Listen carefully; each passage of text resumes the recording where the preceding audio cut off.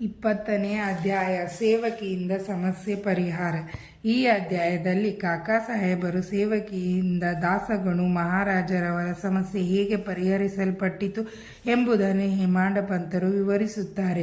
ಶಿರಡಿಯ ಸಾಯಿ ದೇವರು ಮೊದಲು ನಿರಾಕಾರರಾಗಿದ್ದರು. ಭಕ್ತರಿಗೋಸ್ಕರ ಆಕಾರವನ್ನು ತಾಳಿದರು. ಮಾಯೆಯ ಸಹಾಯದಿಂದ ಈ ಪ್ರಪಂಚವೆಂಬ ನಾಟಕದಲ್ಲಿ ನಟರಾಗಿ ಅಭಿನಯಿಸಿದರು. ಆದುದರಿಂದ ನಾವು ಸಾಯಿ ಸ್ಮರಣೆ ಮಾಡೋಣ. ಶಿರಡಿಗೆ ಹೋಗಿ ಅಲ್ಲಿಯ ಮಧ್ಯಾಹ್ನದ ಆರತಿಯನ್ನು ನೋಡೋಣ. ಸಾಯಿಬಾಬಾರವರು ಆರತಿಯಾದ ನಂತರ ಮಸೀದಿಯ ಜಗುಲಿಯ ಕೊನೆಯಲ್ಲಿ ನಿಂತುಕೊಂಡು ದಯಾಪೂರಿತರಾಗಿ ಭಕ್ತರಿಗೆ ಊದಿಯನ್ನು ಕೊಡುತ್ತಿದ್ದರು. ಭಕ್ತರು ಸಹ ಅಂತೆಯೇ ಪ್ರೀತಿ ಮತ್ತು ಭಕ್ತಿಯಿಂದ ಬಾಬಾರವರ ಚರಣಾರವಿಂದಗಳಿಗೆ ನಮಸ್ಕರಿಸಿ ಊದಿಯನ್ನು ಪಡೆಯುತ್ತಿದ್ದರು. ಭಕ್ತರ ಮೇಲಿನ ಅವರ ಪ್ರೀತಿಗೆ ಮಿತಿ ಇದ್ದಿರಲಿಲ್ಲ. ಅವರು ಭಕ್ತರನ್ನು ಕುರಿತು, ಓ ಬಾಪು, ಊಟಕ್ಕೆ ಹೋಗು, ಅಣ್ಣ ನೀನು ಮನೆಗೆ ಹೋಗು, ಬಾಪು ನೀನು ಆನಂದದಿಂದ ಊಟ ಮಾಡಿ ಬಾ ಎಂದು ಹೇಳುತ್ತಿದ್ದರು. ಪ್ರತಿಯೊಬ್ಬ ಭಕ್ತರನ್ನು ಬಾಬಾ ಸ್ವತಃ ಆಧರಿಸುತ್ತಿದ್ದರು. ಈಶಾಉಪನಿಷತ್. ದಾಸಗಣೂರವರು ಈಶಾಉಪನಿಷತ್ ಮೇಲೆ ಮರಾಠಿಯಲ್ಲಿ ಭಾವಾರ್ಥ ಬರೆಯಲು ತೊಡಗಿದರು. ಮುಂದುವರಿಯುವ ಮೊದಲು ಉಪನಿಷತ್ತಿನ ಬೋಧವನ್ನು ಸೂಕ್ಷ್ಮವಾಗಿ ವಿವರಿಸೋಣ. ಈಶಾ ಉಪನಿಷತ್ತನ್ನು ಮಂತ್ರೋಪನಿಷತ್ ಎಂದು ಕರೆಯಬಹುದು, ಏಕೆಂದರೆ ಇದರಲ್ಲಿಯೇ ವೇದ ಸಂಹಿತೆಗಳೆಲ್ಲವೂ ಅಡಗಿವೆ. ಇದು ಎಲ್ಲ ಗ್ರಂಥಗಳಿಗಿಂತಲೂ ಶ್ರೇಷ್ಠವಾದದ್ದು. ಈಶಾ ಉಪನಿಷತ್ತಿನಲ್ಲಿರುವ ಸತ್ಯಾಂಶಗಳ ಟೀಕೆಗಳೇ ಇನ್ನುಳಿದ ಉಪನಿಷತ್ತುಗಳು. ಉದಾಹರಣೆಗಾಗಿ ಹೇಳುವುದಾದರೆ ಅತಿದೊಡ್ಡ ಬೃಹದಾರಣ್ಯಕರ ಉಪನಿಷತ್ತು ಈಶಾ ಉಪನಿಷತ್ತಿನ ಟೀಕಾ ವ್ಯಾಖ್ಯಾನವೆಂದು ಪಂಡಿತ್ ಸಾಂತವಳೇಕರ್ ಅವರು ಹೇಳಿರುತ್ತಾರೆ. ಪ್ರೊಫೆಸರ್ ರಾಂಡೇರ್ ಅವರ ಪ್ರಕಾರ ಈಶಾ ಉಪನಿಷತ್ತು ಸಣ್ಣ ಗ್ರಂಥವಾದರೂ ಅದರಲ್ಲಿ ಅಮೂಲ್ಯವಾದ ಅನೇಕ ನೀತಿಗಳಿವೆ. ಅದರಲ್ಲಿರುವ 18 ಶ್ಲೋಕದಲ್ಲಿ ಅಮೂಲ್ಯವಾದ ಆತ್ಮದ ಗೂಢ ವಿವರಣೆಯು ದುಃಖ ಮತ್ತು ಮೋಹದ ಮಧ್ಯೆ ನಿಶ್ಚಲನಾಗಿ ನಿಂತಿರಬಲ್ಲ ಆದರ್ಶ ಯೋಗಿಯ ವರ್ಣನೆ, ಕರ್ಮಯೋಗ ತತ್ವವು, ಕಡೆಯದಾಗಿ ಜ್ಞಾನ ಮತ್ತು ಕರ್ಮದ ಪರಸ್ಪರ ಸಂಧಾನವು ಪ್ರತಿಪಾದಿತವಾಗಿವೆ. ಜ್ಞಾನ ಮತ್ತು ಕರ್ಮದ ನ್ಯಾಯ ರೀತಿಯ ಸಂಯೋಗವು ಅವುಗಳ ಉದಾತ್ತವಾದ ಏಕೀಕರಣಕ್ಕೆ ಅತ್ಯವಶ್ಯಕವಾದದ್ದು ಎಂಬುದೇ ಉಪನಿಷತ್ತಿನ ಮೂಲದಲ್ಲಿರುವ ಅಮೂಲ್ಯ ಸಂದೇಶ. ಬೇರೆ ವಿಧದಲ್ಲಿ ಹೇಳುವುದಾದರೆ ಈಶಾ ಉಪನಿಷತ್ತಿನ ಶ್ಲೋಕಗಳು ನೀತಿಯ, ಆಧ್ಯಾತ್ಮ ವಿದ್ಯೆ ಮತ್ತು ಬ್ರಹ್ಮಜ್ಞಾನದ ಮಿಶ್ರಣವೆಂದು ಹೇಳಬಹುದು. ಈ ಒಂದು ಸಂಕ್ಷಿಪ್ತ ಪರಿಚಯದಿಂದಲೇ ಉಪನಿಷತ್ತನ್ನು ದೇಶಿ ಭಾಷೆಗೆ ಭಾಷಾಂತರ ಮಾಡುವುದು ಎಷ್ಟು ಕಷ್ಟವೆಂಬುದನ್ನು ನಾವು ಊಹಿಸಬಹುದು. ದಾಸಗಣೂರವರು ಪ್ರತಿಯೊಂದು ಶ್ಲೋಕವನ್ನು ಮರಾಠಿಗೆ ಭಾಷಾಂತರ ಮಾಡಿದರು.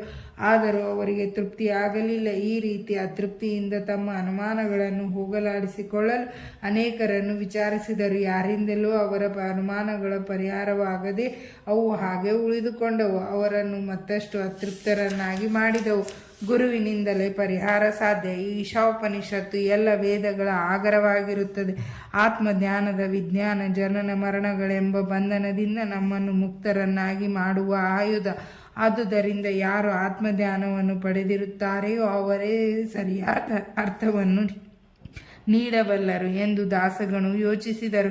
ಯಾರಿಂದಲೂ ಪರಿಹಾರವಾಗದಂಥ ಅನುಮಾನಗಳನ್ನು ಶ್ರೀ ಸಾಯಿಬಾಬಾರವರಿಂದ ಪರಿಹರಿಸಿಕೊಳ್ಳಬಹುದೆಂದು ಶಿರಡಿಗೆ ಬಂದು ಈಶಾ ಉಪನಿಷತ್ತಿನ ಭಾಷಾಂತರದಲ್ಲಿ ತಮಗೆ ಬಂದಿರುವ ಅನುಮಾನಗಳನ್ನು ಸೂಕ್ತ ವಿವರಣೆಯಿಂದ ಪರಿಹರಿಸಬೇಕೆಂದು ಬಾಬಾರವರಲ್ಲಿ ಬೇಡಿದರು. ಆಗ ಬಾಬಾರವರು ಅವರನ್ನು ಆಶೀರ್ವದಿಸಿ, ಚಿಂತಿಸಬೇಡ, ಅದರಲ್ಲೇನಿದೆ, ವಿಲೇಪಾರ್ಲೆಯಲ್ಲಿರುವ ಮುಂಬಯಿಯ ಬಡಾವಣೆ ಕಾಕಾರವರ ಮನೆ ಕೆಲಸದವಳಿಂದ ನಿನ್ನ ಅನುಮಾನ ಪರಿಹಾರವಾಗುತ್ತದೆ, ಹೋಗು ಎಂದರು. ಆಗ ಅಲ್ಲಿದ್ದವರೆಲ್ಲರೂ ಬಾಬಾ ಹಾಸ್ಯ ಮಾಡುತ್ತಿರಬಹುದು, ನಿರಕ್ಷರಸ್ಥಳಾದ ಸೇವಕಿಯಿಂದ ಹೇಗೆ ಸಂಶಯ ಪರಿಹಾರವಾದೀತು ಎಂದು ಅನುಮಾನ ಪಟ್ಟರು. ಆದರೆ ದಾಸಗಣೂರವರು ಬಾಬಾರವರು ನುಡಿದದ್ದು ನಿಜವಾಗಲೇಬೇಕು ಎಂದುಕೊಂಡು ಶಿರಡಿಯಿಂದ ಹೊರಟರು. ಕಾಕಾ ಅವರ ಸೇವಕಿ. ನಂತರ ದಾಸಗಣು ಬಾಬಾರವರ ಮಾತಿನಲ್ಲಿ ನಂಬಿಕೆ ಇಟ್ಟು ಶಿರಡಿಯಿಂದ ವಿಲೇಪಾರ್ಲೆಯಲ್ಲಿದ್ದ ಕಾಕಾ ಸಾಹೇಬ್ ದೀಕ್ಷಿತ್ ಮನೆಗೆ ಬಂದು ತಂಗಿದರು. ಮಾರನೆಯ ದಿನ ದಾಸಗಣೂರವರು ಮಲಗಿದಾಗ ನಸುಕಿನಲ್ಲಿ ಅವರು ಪೂಜೆ ಮಾಡುತ್ತಿದ್ದಾಗ ಎಂದು ಕೆಲವರು ಹೇಳಿರುತ್ತಾರೆ, ಒಬ್ಬ ಹುಡುಗಿ ಇಂಪಾಗಿ ಹಾಡಿದ ಹಾಡು ಕೇಳಿದರು.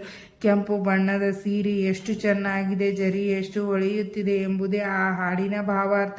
ಆ ಹಾಡನ್ನು ಕೇಳಿ ಅವರ ಸಂತೋಷದಿಂದ ಹೊರಗೆ ಬಂದು ನೋಡಲು ಸೇವಕ ನ್ಯಾಮಯನ ತಂಗಿ ಹಾಡುತ್ತಿರುವುದನ್ನು ಕಂಡರು. ಕಾಕಾರವರ ಮನೆ ಕೆಲಸದ ಕೆಲಸದವಳಾದ ಆ ಹುಡುಗಿ ಹರಿದ ಸೀರೆಯನ್ನುಟ್ಟುಕೊಂಡು ಪಾತ್ರೆ ತೊಳೆಯುತ್ತಾ ಹಾಡುತ್ತಿದ್ದಳು. ಅವಳ ಬಡತನ ಮತ್ತು ಆನಂದವನ್ನು ನೋಡಿದ ದಾಸಗಣು ಮರುದಿನ ರಾವ್ ಬಹದ್ದೂರ್ ಎಂಬಿ ಪ್ರಧಾನವರು ತಮಗಾಗಿ ತಂದಿದ್ದ 2 ಧೋತರಗಳನ್ನು ನೋಡಿ ಆ ಹುಡುಗಿಗೂ ಒಂದು ಸೀರೆ ತಂದು ಕೊಡುವಂತೆ ಹೇಳಿದರು. ಅದರಂತೆ ಅವರು ಆ ಹುಡುಗಿಗೆ ಒಂದು ಸೀರೆ ತಂದುಕೊಟ್ಟರು. ಅಂದು ಅವಳ ಆನಂದಕ್ಕೆ ಪಾರವೇ ಇರಲಿಲ್ಲ. ಮಾರನೇ ದಿನ ಆ ಹುಡುಗಿ ಹೊಸ ಸೀರೆಯನ್ನುಟ್ಟುಕೊಂಡು ಎಲ್ಲ ಹುಡುಗಿಯರ ಜೊತೆಯಲ್ಲಿ ಆಟವಾಡಿ ನಲಿಯುತ್ತಿದ್ದಳು. ಮರುದಿನ ಮತ್ತೆ ಆ ಹರಿದ ಸೀರೆಯನ್ನುಟ್ಟುಕೊಂಡೆ ಕೆಲಸಕ್ಕೆ ಬಂದಳು. ಅಂದು ಸಹ ಅಷ್ಟೇ ಆನಂದದಿಂದಿದ್ದಳು. ಆಗ ದಾಸಗಣೂರವರ ದಯೆ ಹೊಗಳಿಕೆಗೆ ಮಾರ್ಪಾಡಾಯಿತು. ಆ ಬಡ ಹುಡುಗಿಯ ಹರಿದ ಸೀರೆಯನ್ನೇ ಉಟ್ಟುಕೊಳ್ಳಬೇಕಿತ್ತು.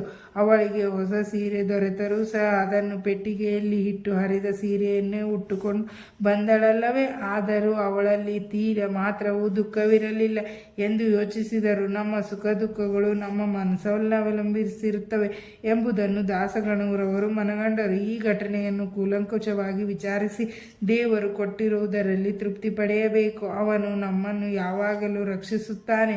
ಅವನಿಂದ ದೊರೆಯುವುದೆಲ್ಲವೂ ನಮಗೆ ಒಳ್ಳೆಯದಾಗಿ ಪರಿಣಮಿಸುತ್ತದೆ ಎಂಬುದನ್ನು ಸಹ ದಾಸಗಣೂರವರು ಅರಿತರು.